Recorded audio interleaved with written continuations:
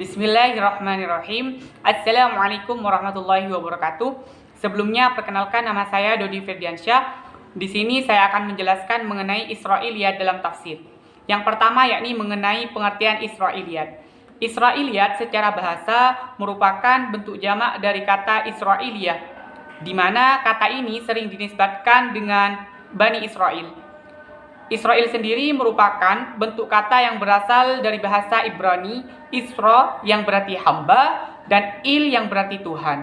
Sehingga secara bisa kita mengartikan bahwasanya Israel di sini yaitu adalah hamba Tuhan atau Abdullah. Selanjutnya, ditinjau dari segi historis, Israiliyat ini sering dikaitkan dengan Yakub bin Ishak alaihissalam, di mana keturunan beliau berjumlah 12 yang kemudian dikenal dengan istilah Bani Israel. Bani Israel sendiri terdiri dari orang-orang Yahudi dan Nasrani, di mana kedua golongan ini oleh para ulama kemudian dikenal dengan istilah Ahlul Kitab. Kemudian pengertian Israiliyat secara terminologis ataupun secara istilah, para ulama berbeda-beda pendapat. Dari perbedaan pendapat tersebut kemudian dapat saya simpulkan bahwasannya yang dimaksud dari Israiliyat di sini yaitu adalah kisah-kisah ataupun cerita-cerita yang diriwayatkan oleh Ahlul Kitab, baik itu dari Yahudi, Nasrani maupun dari selain kedua sumber tersebut, yang kemudian dimasukkan atau disusupkan ke dalam tafsir maupun hadis, di mana kisah-kisah tersebut dapat sejalan maupun tidak sejalan dengan syariat Islam. Selanjutnya yakni mengenai masuknya Israiliyat dalam tafsir. Masuknya Israiliyat dalam tafsir dipengaruhi oleh beberapa hal sebagai berikut. Yang pertama yaitu adalah karena semakin banyaknya orang-orang Yahudi yang masuk Islam. Sebelumnya mereka adalah kaum yang berperadaban tinggi.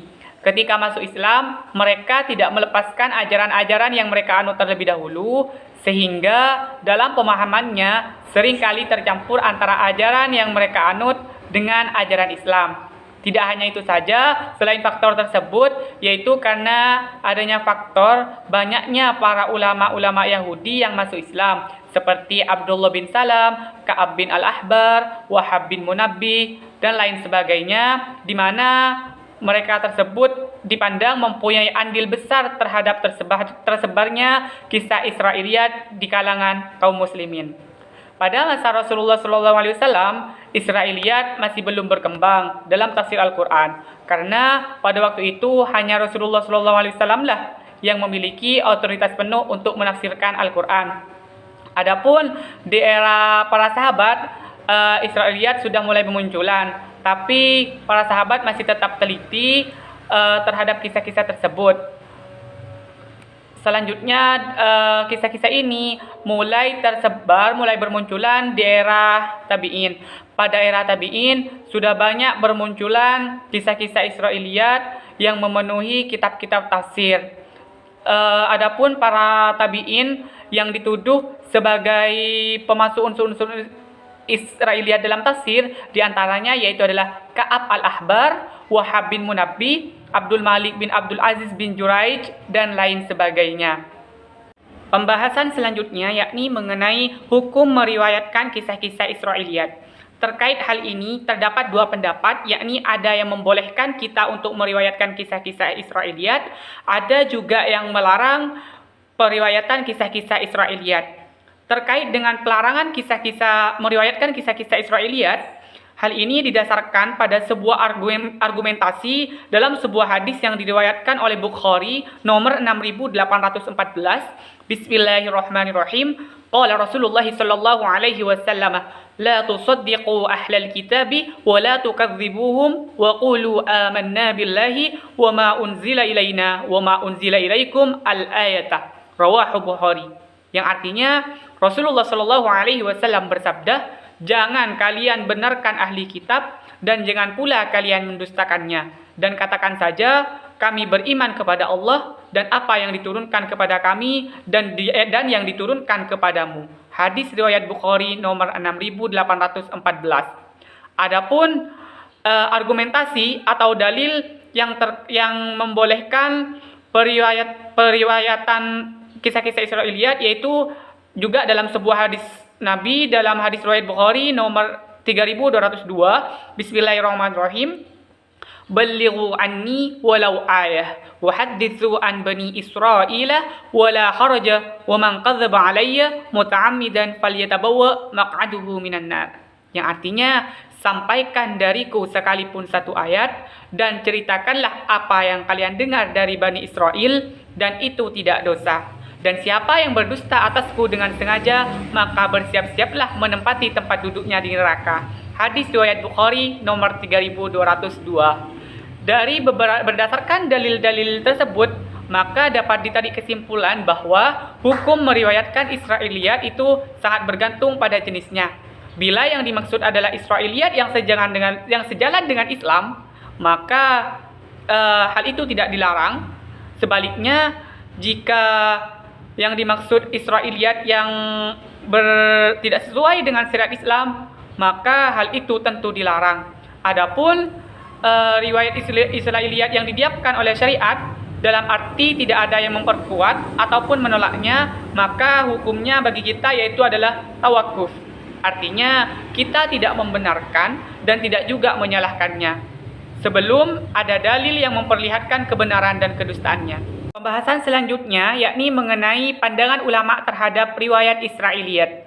Terhadap keberadaan riwayat Israiliyat, ulama menyikapinya dengan berbeda-beda pendapat. Misalnya, Ibnu Katsir dan Ibnu Taimiyah membagi Israiliyat kepada 3 bagian, yaitu Israiliyat yang sahih dan sejalan dengan Islam, perlu dibenarkan dan boleh diriwayatkan. Sedangkan yang dhaif dan tidak sejalan dengan Islam harus ditolak dan tidak boleh diriwayatkan.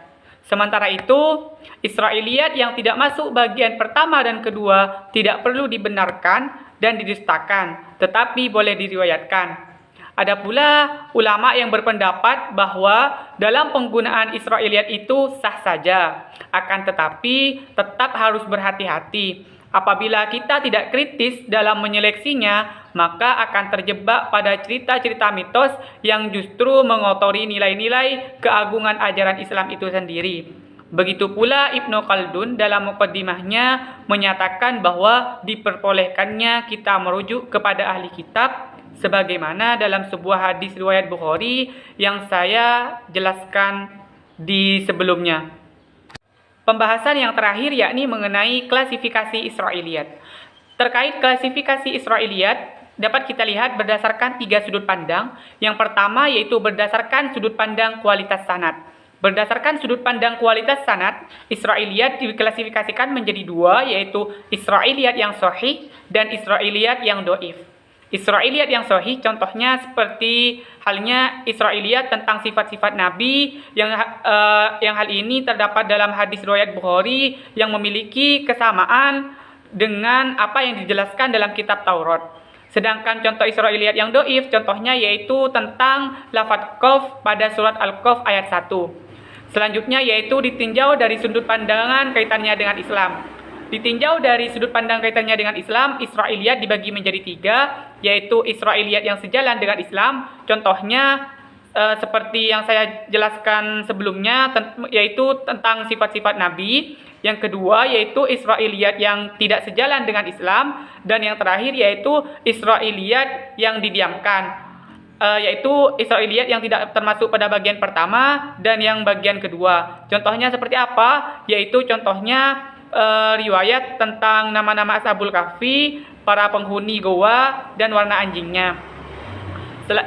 Yang terakhir yaitu ditinjau dari sudut pandang materinya. Ditinjau dari sudut pandang materinya, Israiliyat dibagi menjadi 3, yaitu pertama Israiliyat yang berhubungan dengan akidah, yang kedua yaitu Israiliyat yang berhubungan dengan hukum, dan yang terakhir yaitu Israiliyat yang berhubungan dengan kisah-kisah. Sekian pembahasan singkat dari saya, kurang lebihnya mohon maaf. Terima kasih. Wassalamualaikum warahmatullahi wabarakatuh.